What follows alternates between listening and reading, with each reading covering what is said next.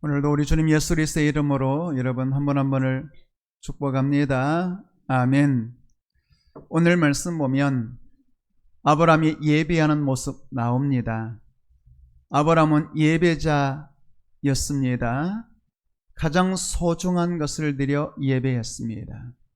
그런데 아브라함의 예배는 하나님의 말씀에서부터 시작되었습니다.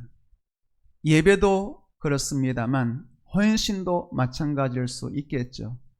물론 우리의 마음에 소원이 있을 수도 있겠고 자원하는 마음으로 내가 주께 이 몸 드리겠습니다 이럴 수도 있겠지만, 그런데 믿음의 사람들은 언제나 먼저 하나님의 말씀이 임하고 그 말씀에 대한 반응으로 예배하는 것입니다.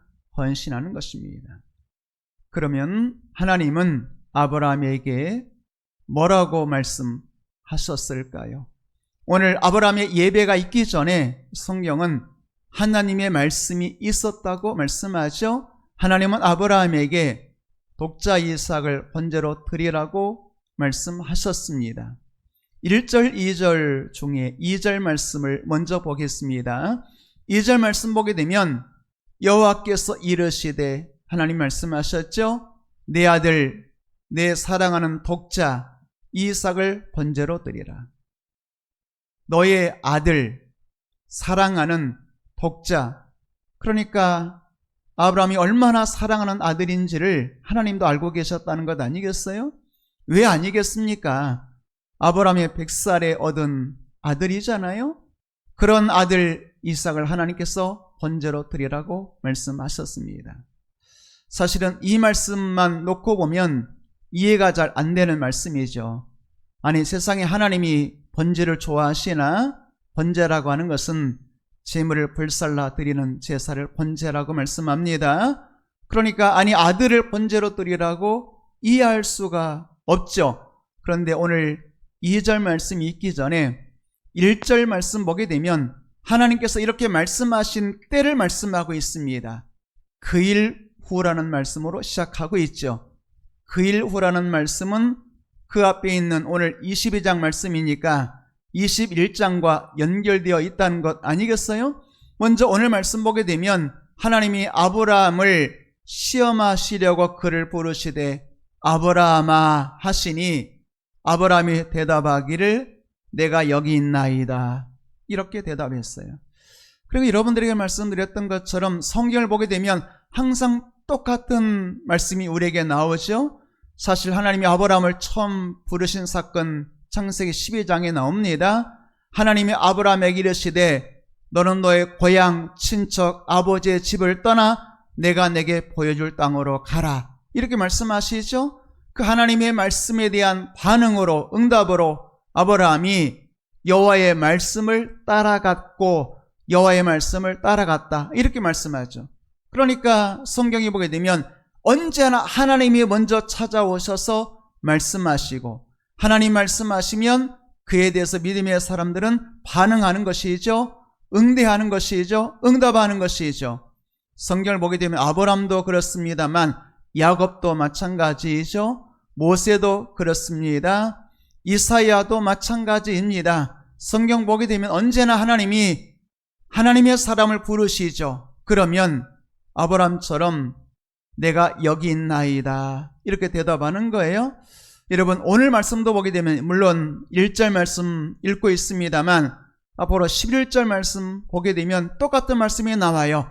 아브라함아, 아브라함아 부르시는 장면이 나와요. 그러니까 오늘 22장 오늘 읽게 되는 혹은 설교해야 되는 말씀 안에서도 두 번씩이나 하나님이 먼저 아브라함아, 또 하나님이 아브라함아, 아브라함아 이렇게 찾아오시고 말씀하심으로 아브라함의 신앙이, 아브라함의 예배가 시작되었다고 말씀하고 있는 것이죠.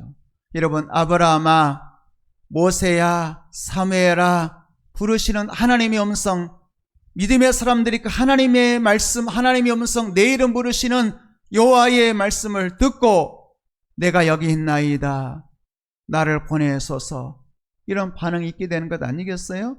여러분, 오늘 아브라함처럼 하나님의 말씀이 여러분의 영혼의 귀에 들리는 역사 있게 되기를 축복합니다. 아브라함아, 혹은 아브라함아 아브라함아 부르시는 것처럼 여러분의 이름을 부르시고 성령으로 찾아오시고 세미한 소리로 말씀하시는 하나님의 음성을 듣는 영의 귀가 열리게 되기를 축복합니다. 우리는 기도할 때마다, 오늘도 예배하고 있습니다만 예배할 때마다, 말씀드릴 때마다 이 시간 하나님께서 내게 말씀하시는 그 음성, 지금도 어쩌면 여러 사람이 예배드리고 있습니다만 하나님께서 내 이름 부르시면서 아브라함아 하시는 것처럼 여러분의 이름을 부르는 여호와의 소리, 여호와의 음성 듣는 여러분들을 축복합니다. 그럴 때 우리의 자세는 주께서 나를 부르실 때마다 주님 내가 여기 있나이다, 주님 제가 여기 있습니다. 사무엘 선지자도 어린 시절에, 소년 시절에 사무엘아 사무엘아 부르시는 여호와의 음성 앞에 주님 제가 여기 있나이다, 주의 종이 여기 있으니 말씀하여 주옵소서, 이런 자세를 갖게 되잖아요. 오늘 말씀 보게 되면 그 일 보라는 말씀으로 시작합니다. 그러니까 우리가 알고 있는 하나님께서 아브라함에게 이삭을 번제로 드리라는 이 말씀 22장 2절 말씀이 있기 전에 하나님께서 언제 이 말씀을 아브라함에게 하셨는지를 말씀하는 것이죠. 이 일 후에, 이 일이 있고 난 후다, 이렇게 말씀하고 있죠. 여기서 말한 22장 1절 말씀은 21장과 연결되어 있어요. 21장 33절 말씀 볼까요? 21장 33절 말씀 보게 되면 아브라함의 신앙의 수준에 대해서 말씀하고 있어요. 그러니까 12장에서 아브라함이 하나님의 부름 받았죠. 그리고 하나님 말씀 순종하여 가나안 땅에 들어와 살고 있었죠. 그리고 75세에 부름 받아 100살에 이삭을 낳았죠. 그리고 오늘 말씀 보게 되면 이삭이 나무찜을, 번제에 쓸 나무찜을 지고 모리아산에 갔다 그랬으니까 아마도 최소한 청소년식 혹은 청년의 시기 되지 않았겠어요? 그러니까 25 더하기 아마 한 20살 정도 되면 한 40살 후에서 50살까지 될 수 있는, 그러니까 아브라함의 신앙이 75세 시작했다 할지라도 한 4, 50년의 신앙의 여정 속에서 아브라함의 신앙이 이 정도까지 성장했다, 이 정도까지 성숙해졌다, 이 정도의 수준에 이르렀다, 그런 것 아니겠어요? 그때 아브라함이 깨달은 하나님은 어떤 하나님이었을까요? 영원하신 여호와라고 말씀하고 있습니다. 아브라함이 지난 한 4, 50년의 신앙생활을 통해서 깨달은 게 뭐냐면 내가 믿는 하나님은 영원하신 하나님. 그러면 영원하신 하나님을 믿는 하나님의 백성들에게는 영원을 주시는, 영생을 주시는, 혹은 더 깊이 나아가게 되면 죽은 자를 살려서 영원히 살게 하시는 부활의 하나님을 만났다고 말씀하고 있는 것입니다. 그러니까 오늘 다시 이제 1절 말씀으로 돌아오게 되면 오늘 1절 말씀에 이렇게 말씀하고 있죠. 하나님께서 아브라함을 시험하셨다, 이렇게 말씀하고 있어요. 그러니까 이 시험이라는 말은 크게 첫 번째로 시험 봤다의 시험, 시험 봐서 점수 확인한다의 시험이 있겠고, 또 하나 성경에 똑같이 시험이라고 말하지만 이 시험, 하나님이 주시는 시험은 또 하나는 연단의 시험이 있어요. 혹은 다른 말로 단련이라는 말씀도 있겠습니다. 그러니까 하나님이 지금 아브라함을 시험 보는 거예요. 아브라함의 믿음을 시험 보는 것이죠. 시험 봐서 합격하면 상 주시려는 하나님의 계획이 있는 것이죠. 혹은 아브라함 믿음을 단련, 연단하려는 뜻이 있는 것이죠. 하나님이 주시는 시험은 다 반드시 시험에 합격한 사람에게는 상이 기다리고 있습니다. 또 하나님은 그 시험을 통해서 단련하시죠, 연단하시죠. 여러분, 욥이 23장에서 스스로 고백했던 것처럼 하나님이 지금 나를 단련하고 계십니다. 그가 나를 단련하신 후에는 내가 순금같이 되어 나오리라, 욥의 고백이잖아요. 다른 사람들이 볼 때는 욥의 하나님은 너무하시는 것 같대요. 욥의 하나님은 왜 저런 시험을 욥에게 주시는지 이해할 수 없어요. 그런데 시험당하는 욥 당사자는 알았어요. 하나님이 지금 나를 고통 주려고 하는 것이 아니라, 하나님이 나를 지금 쓰러뜨리는 것이 아니라 오히려 하나님은 지금 나를 단련하고 계시는 것입니다. 연단하고 계시는 거죠. 내 속에서 불순물을 뽑아내고 순금 같은 믿음의 사람, 보석 같은 믿음 주시려는 하나님의 뜻이 숨겨져 있어요. 욥은 그것을 깨달았죠. 그러니까 오늘도 그 일 후에라는 말은 하나님이 아브라함에게 시험 주실 때에 영생하시는 여호와를 만난 이후에, 영원의 하나님을 만난 이후에 죽은 자를 살리시는 하나님을 믿게 된 그 믿음, 부활의 신앙을 갖게 되었을 때 하나님께서 아브라함을 시험하셨다고 말씀하고 있는 것이죠. 욥도 마찬가지예요. 하나님께서 욥을 단련이라고 욥이 믿게 되는 그 수준에 이르게 되었을 때 하나님이 욥을 시험하시죠. 하나님께서 욥을 단련하셨죠. 욥도 자기가 당하는 시험은 하나님의 단련이라고 믿었죠. 그리고 단련의 끝에는 순금 같은 믿음 주시려는 하나님의 뜻이 있다는 것을 깨달았습니다. 그러니까 시험이라고 하는 것은 사실 괴롭긴 하죠. 또 시험 당할 때, 고난 당할 때 왜 나만 겪는 고난이냐고 원망할 수도 있죠. 그런데 믿음의 사람은 이 시험 속에서 반드시 하나님이 내게 주시려는 뜻이 있다는 것을 깨달아요. 하나님의 상이 있다는 것을 깨달아요. 이 시험에 합격만 하면 말할 수 없는 복이 있다는 것을 알아요. 여러분, 포장지가 중요하겠습니까? 그 속에 들어있는 실제 물건이 중요하겠어요? 포장지는 좀 오염됐을 수도 있고 찢어져 있을 수도 있겠죠. 그런데 오염되고 찢어져 있다 할지라도 그 포장지를 벗겨내면 그 속에 보석이 들어있다면 포장지가 중요하겠습니까? 여러분, 시험은 포장지와 같아요. 겉으로 보게 되면 오염된 것처럼 보이고 찢어진 것처럼 보이죠. 그런데 하나님은 지금 그 포장지를 찢게 하시고 포장지를 찢어내면 그 속에 빛나는 보석, 순금 같은 믿음을 주시려는 하나님의 뜻이 숨겨져 있다, 그 말이죠. 여러분, 욥도 그런 단련의 믿음이 있을 때 시험 주셨죠. 하나님이 아브라함에게도 2일 후에 시험을 주셨죠. 그 말은 무슨 뜻이겠어요? 시험도 수준이 돼야 시험을 주신다는 거예요. 단련도 수준이 돼야 단련하셔서 더 큰 믿음, 순금 같은 믿음을 주신다는 겁니다. 믿음이라고 하는 것은 우리가 하나님을 믿는 것도 믿음이지만 하나님이 우리를 믿어 주셔야 우리가 때로 단련을 통해서 순금 같은 사람으로 변화될 수 있는 거죠. 때로 여러분들이 시험 당할 때 하나님 왜 나에게만 이런 고난 주시나요? 원망할 것이 아니라 누군가 시편 기자가 고백했잖아요. 고난 당한 것도 내게 유익입니다. 고백했던 것처럼 나는 다 알 수 없지만 나를 향하신 하나님의 뜻이 있는 것을 내가 믿습니다.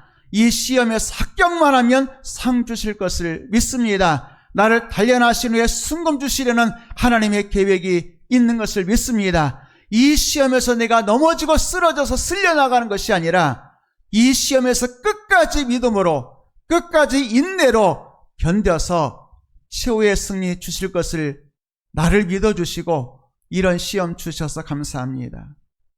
나같이 연약한 자를 믿어주시고 시험 주시고 단련해 주시고 고난 주셔서 더 큰 상 주시는 하나님의 뜻을 믿습니다. 나를 믿어주셔서 감사합니다. 아버지의 믿음처럼 내가 이 시험에서 승리하고 약속하신 복을 받겠습니다. 여러분, 이런 은혜가 필요하지 않겠습니까? 아무에게나 시험 주는 게 아니에요. 제가 청년 시절에 제 친구가 그런 이야기 하더라고요. 야, 창수야, 나 은혜 받는 것이 두려워. 나 은혜 많이 받으면 하나님이 나를 아프리카로 가라고 하실까봐 은혜 받는 게 두려워. 그렇게 말하는 친구가 있었어요. 그럴 수 있잖아요. 젊은 시절에 은혜 받으면 하나님이 막 아프리카 선교사로 나가라 혹은 죽도록 충성해라 그래서 은혜 받는 것이 두려운 사람이 있잖아요. 헌신을 할까봐 두려운 사람이 있잖아요. 그런데 여러분, 아무에게나 아프리카로 가라 그러겠어요? 수준 되는 사람에게만 말씀하는 것이죠.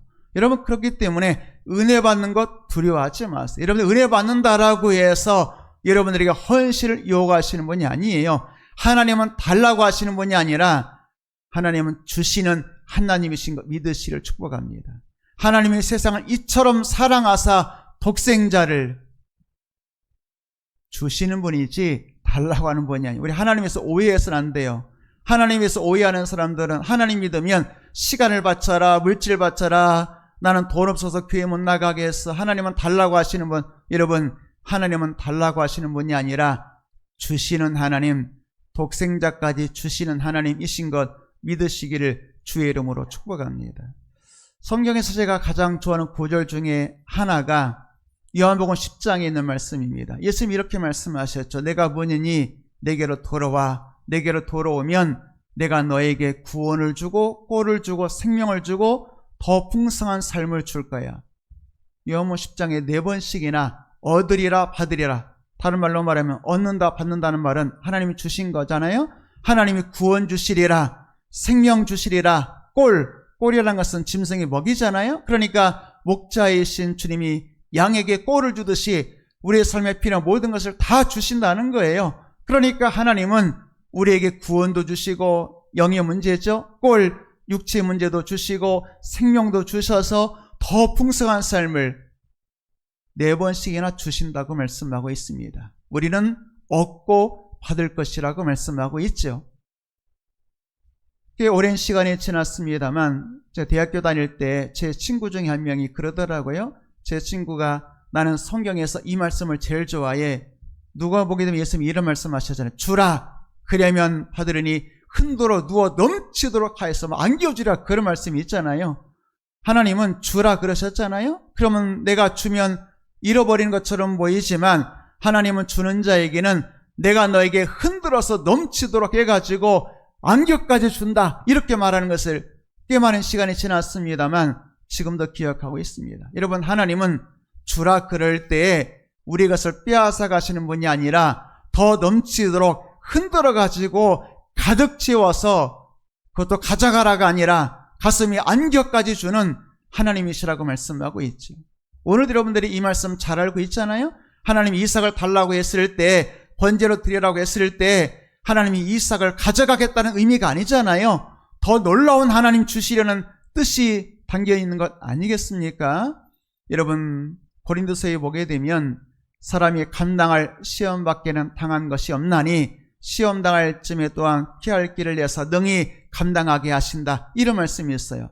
수준이 돼야, 감당할 만한 사람이 돼야 시험도 주신다는 거예요. 그러니까 때로 남들이 알 수 없는 많은 시험과 고난을 겪을 때 여러분, 어쩌면 남들보다 더 큰 믿음이 있기 때문에, 그 시험 이길 수 있는 믿음이 있기 때문에 하나님께서 여러분을 시험 주시는 거예요. 그것을 통해서 연단하길 원하시죠. 단련하길 원하시죠. 승문 같은 믿음의 사람으로 세우길 원하시죠. 하나님의 사랑이 그 안에 있음을 믿으시기를 주의 이름으로 축복합니다. 그러면 하나님이 아브라함에게 시험 주셨잖아요. 혹은 말씀하셨죠. 사랑하는 독자 아들 이삭 번제로 드리라. 그러니까 그 다음 말씀이 중요한 게, 아브라함이 이 일 후에라고 하는 수준이 되었다는 것, 하나님의 시험에 아브라함이 합격했다는 것이 이렇게 진행이 되는 것이죠. 아브라함은 하나님의 말씀에 어떻게 반응했을까요? 이 반응이 중요하잖아요. 우리가 하나님 말씀이 임하게 되면 하나님 말씀 앞에서 이해가 안 되는 사람은 순종할 수가 없겠죠. 그러나 믿음으로 이해가 되는 사람은 하나님의 말씀 앞에 순종으로 반응하는 거예요. 순종으로 예배하는 거예요. 예배가 뭐겠어요? 예배는 절한다는 뜻이잖아요. 무릎 꿇는다는 뜻이죠. 무릎 꿇는 뜻이 뭐겠어요? 하나님은 언제나 하나님이신 것을 고백하고 하나님 말씀이 언제나 옳으시다는 것을 인정하는 것 아니겠어요? 여러분, 나는 이해할 수 없어도 하나님이 주신 것은 반드시 여러분들에게 유익한 것, 좋은 것만 주신다는 것 믿으시기를 축복합니다. 요셉도 젊은 날에 고난 좀 있었습니다만 훗날 요셉이 이런 고백하잖아요. 하나님이 이것까지도 합력하여 선을 이루사, 이렇게 말하잖아요. 여러분, 여러분의 인생에 잘라내고 싶은 인생의 실패의 순간이 있을 수도 있어요. 수치스러운 순간도 있을 수 있어요. 그러나 요셉의 고백처럼 지난날의 고난, 지난날의 아픔, 때가 되어서 하나님의 뜻이 선명하게 드러나고 펼쳐지고 요셉이 애굽의 총리가 되면 그때 지난날을 돌이켜볼 때 깨닫게 되는 거예요. 아, 그때 그 사건이, 그때 그 실패가, 그때 내가 웅덩이에 던져지고, 그때 내가 노예로 팔려가고, 그때 내가 억울하게 누명 쓰고 옥에 갇히고, 말도 안 되는 이야기잖아요. 그런데 하나님의 때가 되어서 선명하게 하나님의 뜻이 드러나는 날, 하나님이 그것까지도 합력하여 선을 이루셨거나 고백하게 되는 것입니다. 오늘 여러분들이 어쩌면 요셉처럼 나는 웅덩이에 던져졌습니다. 나는 깊은 곳에서 어디가 길인지 찾을 수가 없습니다. 나는 노예로서 아무것도 할 수 없는 무능한 자입니다. 나는 오히려 선하게 살아보려고 했지만, 믿음으로 살아보려고 했지만 나는 누명 쓰고 옥에 갇혔습니다. 죄수의 신분이 되었습니다. 그런 때가 있을 수도 있겠죠. 그러나 여러분, 반드시 오늘 이 고난이 변하여 내일 하나님의 뜻이 선명하게 드러나는 날, 하나님이 그것마저도 합력하여 손을 이루셨거나 고백하는 그 날이 오게 될 줄로 믿습니다. 이런 믿음이 있는 사람은 어떤 하나님의 말씀이라도 혹은 하나님의 나를 어디로 인도하시든지 순종으로 예배할 수 있는 거죠. 저는 시편 23편의 말씀을 그렇게 이해합니다. 선한 목자가 나를 사망의 음침한 골짜기로 데려갈 때에, 그때 나는 길이 없어서 왜 내 인생은 어두운지, 왜 내 인생 올라가는 것이 아니라 내려가는지 이해할 수 없지만, 여러분, 양은 이해할 수 없지만 목자는 다 보고 있는 거예요. 이 골짜기를 내려가야만 건너편에 푸른 풀과 실 많은 물가 있는 것을 목자는 다 보고 있는 것이죠. 그리고 양은 이해할 수 없지만 그 사망의 엄청난 골짜기로 양을 데리고 가는 거예요. 물론 그 길에 위험도 있죠. 그러나 그때 목자가 함께 하잖아요. 목자가 지팡이의 막대기로 지켜주잖아요. 그리고 사망의 엄침한 골짜기를 지나가서 목자가 준비한 푸른 풀과 신만한 물가에서 양이 마음껏 먹고 누워서 평안을 누리는 그날 반드시 오게 될 줄로 믿습니다. 내가 길이 안 보인다고 길이 없는 게 아니에요. 내가 지금 내려가고 있다고 내려가는 게 아니에요. 내가 지금 사망의 엄침한 골짜기에 있다고 죽는 게 아니에요. 이 골짜기 건너편에, 그러니까 반드시 사망의 엄침한 골짜기를 지나가야만 푸른 풀밭이 있다면, 실 많은 물가에 있다면 목자는 그 길을 인도하는 겁니다. 여러분, 목자의 음성 들으시길 축복합니다. 골짜기 나와 함께 내려가자. 너 힘들겠지만 그러나 이 골짜기 끝에는 푸른 풀밭이 연결되어 있어. 너는 보이지 않지만 쉴만한 물가가 이미 준비되어 있어. 내가 너와 함께 할 거야. 내가 지팡이 막대기로 너를 지켜줄 거야. 여러분, 이 시간 주의 사랑 믿는 여러분들을 축복합니다. 그러면 언제나 하나님 인도하시는 그 길을 순종으로 반응하고 하나님 말씀에 순종으로 반응하죠. 3절부터 5절까지 말씀 볼까요? 3절 말씀 보게 되면 기가 막힌 아브라함의 반응이 나오죠. 하나님께서 독자 이삭 바쳐라 그랬습니다. 그때 아브라함의 반응은 아침에 일찍이 일어났다고 말씀하고 있어요. 하나님이 이삭 바쳐라 그랬지 언제 바치란 말씀 안 하셨잖아요. 그러니까 어쩌면 부모의 마음은 다 똑같죠. 마지막 아침밥 잘해서 아침밥 먹이고 그리고 보내야지. 그런데 또 아쉽잖아요. 하나님이 언제 바치란 말씀 안 하셨지, 언제 떠나란 말씀 안 하셨지, 내일 아침 한 끼만 토해주고. 여러분 그럴 수 있잖아요. 근데 아브라함이 아침에 일찍 일어나서, 이 말은 뭐겠어요? 하나님 말씀에 기쁨으로 순종했다는 것이죠. 또 번제에 쓸 나무를 친히 쪼개어가지고, 그러니까 아브라함이 이미 나이가 꽤 많잖아요. 100살이 훨씬 넘었잖아요. 그런데도 집에 종들이 많이 있었잖아요. 그럼에도 불구하고 하나님 앞에 제사 예배드리는 것은 내가 철저하게 준비하고 번제에 쓸 나무를 쪼개어가지고 하나님이 자기에게 알려주신 곳으로 갔다고 말씀하고 있죠. 4절 말씀 볼까요? 아침에 일찍이 출발했습니다만 하나님이 말씀하신 모리아산까지는 꽤 긴 거리였던가 봐요. 3일 정도는 걸어가 있던 거리 같아요. 제3일쯤 되었을 때 아브라함이 눈을 들어서 멀리 그곳을 바라보았다, 이렇게 말씀하죠. 이 말은 제3일에 되었다는 말은 아브라함이 살던 집에서 모리아산까지 3일 길이었다는 의미도 있지만, 아브라함 입장에서 한번 생각해 볼까요? 물론 말씀 앞에 기쁨으로 아침에 일찍 순종하여 출발하는 것은 맞아요. 그러나 가는 도중에 별 생각 다 들지 않겠어요? 내가 과연 이 길을 끝까지 가야만 할까? 하나님 말씀이 진짜 맞는 말씀일까? 내가 믿는 하나님은 참 이상한 하나님이네. 내가 믿는 하나님은 사랑의 하나님인데 독자 이삭을 번제로 바치라고 이해할 수 없다. 여러분 그럴 수 있지 않겠어요? 그러니까 온갖 생각들이 다 나오는 거죠. 그래서 그런 말이 있어요. 하나님의 음성이 들리면, 성령의 음성이 들리면 즉각 순종하라. 왜냐하면 시간을 지체하다 보면 온갖 생각들이, 내가 꼭 그래야 될까? 내가 하나님의 음성은 잘 들었나? 혹은 내가 잘못된 생각하고 있는 것 아닌가? 인간의 생각 아닌가? 그러면서 즉각 순종하지 못하면 결국 순종 못할 이유가 많고 결국 순종하지 못하는 사람들 많이 봅니다. 아브라함은 즉각 순종했죠.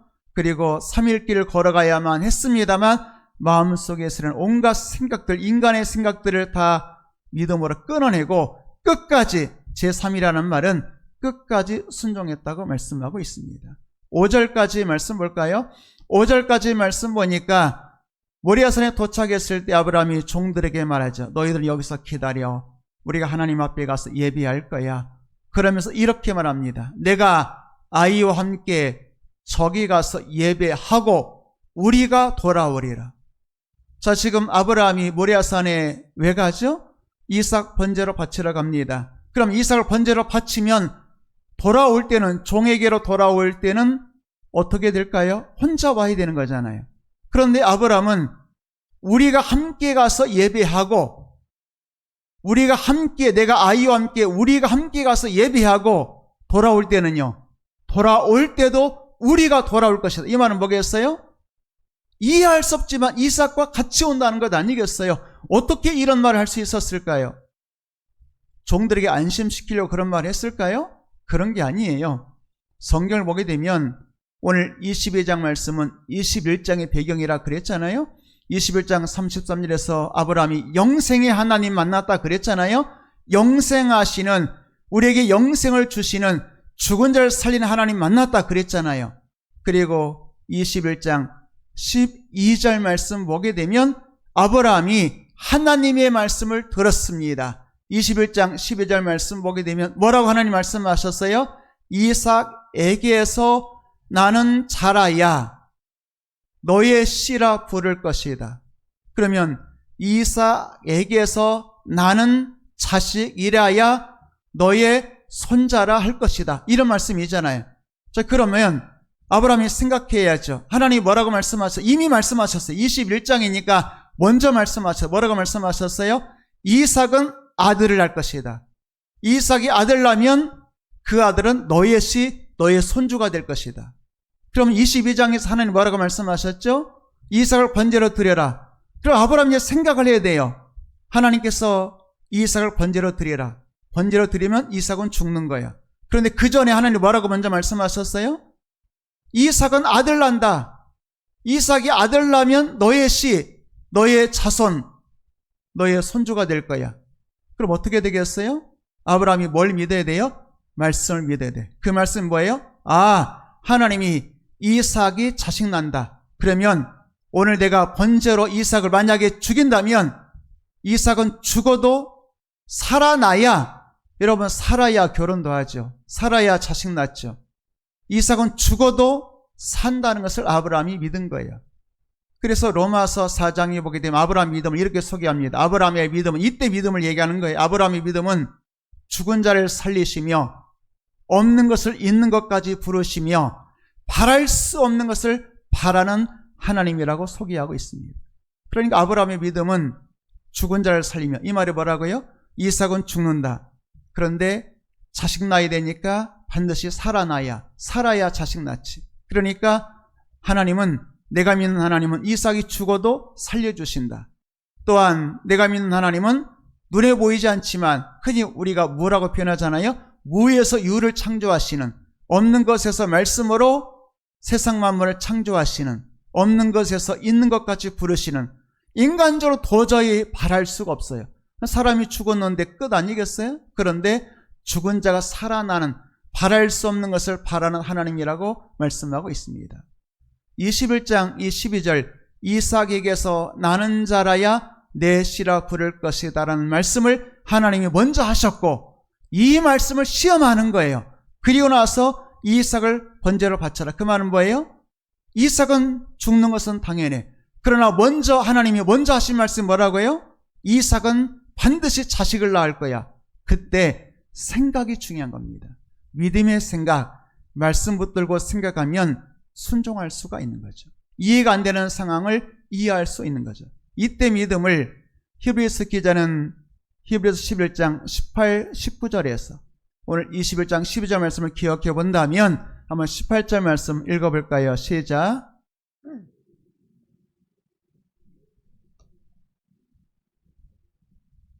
자, 이 말씀 뭐예요? 11장 18절이 21장 12절 말씀에 대한 말씀이에요. 이미 하나님이, 이미라는 말은 먼저잖아요. 하나님이 22장에서 이삭 번제로, 이 말씀이 있기 전에 21장에서 12절에서 하나님 뭐라고 말씀하셨냐? 이미 말씀하셨어요. 뭐라고 말씀하셨어요? 너의 자손이라 칭할 자는 반드시 누구를 통해서만, 이삭을 통해서만 너의 자손이 날 것이다. 그 말은 뭐예요? 그러면 이제 말씀이 충돌하잖아. 이삭은 번제로 죽어야 돼. 그런데 하나님이 먼저 이미 말씀하셨어요. 이삭에게서 나는 자식만이 너의 자손이 될 것이다. 창세기 21장 12절은 씨라고 표현되어 있습니다만, 그러니까 아브라함이 어떻게 되겠어요? 이제 생각을 해야 되죠. 뭘 가지고 생각해야 돼요? 현실 바라보고 이삭이 죽으면 끝났다, 슬프다, 고통스럽다, 하나님 너무한다가 아니라 이미 말씀하신 말씀으로 해석을 해야 돼. 해석이라는 말은 생각이죠. 생각이 중요해요. 우리가 생각을 자꾸 인간적으로 하면 그 사람은 믿음이 없는 사람. 그런데 생각을 말씀 붙들고 생각하면 그 사람은 믿음의 사람이 되는 거예요. 그래서 19절 말씀 보게 되면 성경 이렇게 말씀해. 자, 18절에서 이미 말씀하셨어요. 이삭에게서 나는 자가 너의 자손, 너의 씨. 그러니까 아브라함이 이 충돌 지점에서 이삭은 죽어야 돼. 그런데 하나님이 약속하셨어. 이삭에게서 나는 자만 너의 자손, 너의 씨. 그러니까 아브라함이 뭐라고 생각했냐면, 그가, 아브라함이죠, 하나님이 능히 이삭을 죽은 자 가운데서 다시 살리실 줄로 뭐라고 했어요? 생각했다고 말씀하고 있어요. 그러니까 다시 한 번 말씀 볼까요? 아브라함이 자신의 현실을 보면 답답하고 괴로워. 이삭이 번제로 죽어야만 돼. 내 인생의 소망이 다 끊어진 것 같아. 그런데 하나님의 말씀 붙들고 생각해 보니까 하나님이 이삭에게서 나는 자래 너의 씨. 그럼 어떻게 되겠어요? 하나님은 조금 전에 이제 21장 30절 영생의 하나님을 아브라함이 만났다 그랬잖아요. 내가 믿는 하나님은 영생의 하나님. 내가 믿는 하나님은 영원의 하나님. 내가 믿는 하나님은 죽어도 살리는 하나님. 이미 말씀하셨기 때문에 이삭은 반드시 살아야 돼. 그럼 어떻게 돼요? 이삭은 모리아 산에서 죽어도 살아야 돼. 그것을 생각한 겁니다. 그래서 이삭을 죽은 자 가운데서 다시 살리실 줄로 생각이라는 말은 다른 말로 말하면 믿었다는 뜻이에요.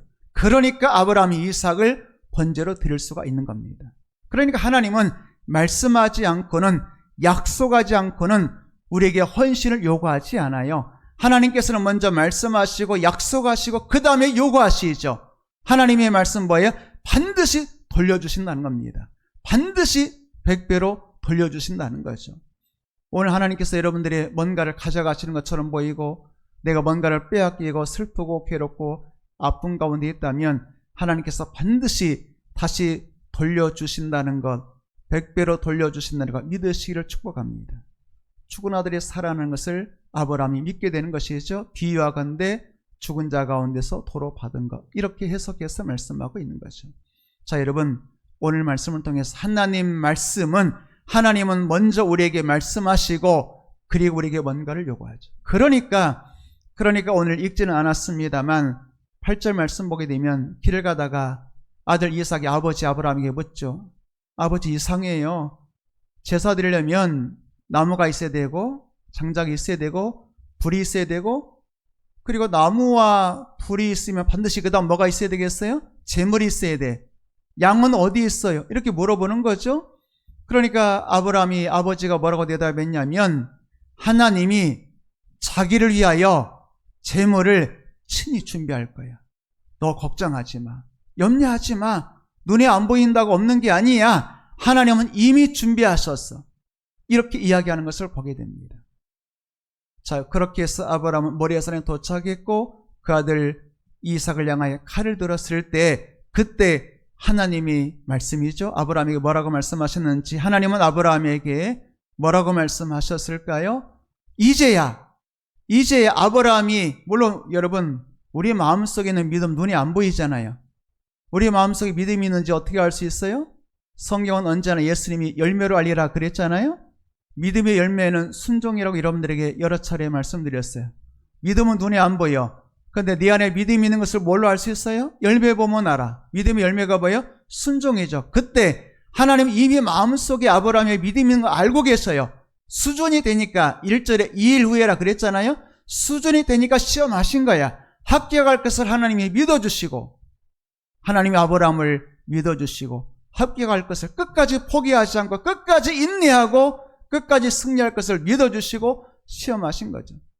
하나님이 아브라함을 믿어주신 것처럼 하나님의 믿음이 아브라함이 반응한 거죠. 순종으로 끝까지, 그리고 모리아산까지 살 길을 인내하고 끝까지 걸어가서 마침내 하나님이 말씀하신 곳에 이르러서, 그리고 이삭을 번제단 위에 올려놓고 번제로 이미 마음속으로 아브라함의 마음속으로 이미 번제가 드려진 겁니다. 그때 11, 12절 말씀 볼까요? 그때 하나님께서 이렇게 말씀하시죠. 아브라함아, 아브라함아. 여러분, 오늘 1절에서 그런 말씀을 잠깐 소개했잖아요. 하나님이 아브라함아, 그때 아브라함이 뭐라고 반응했어요? 내가 여기 있나이다.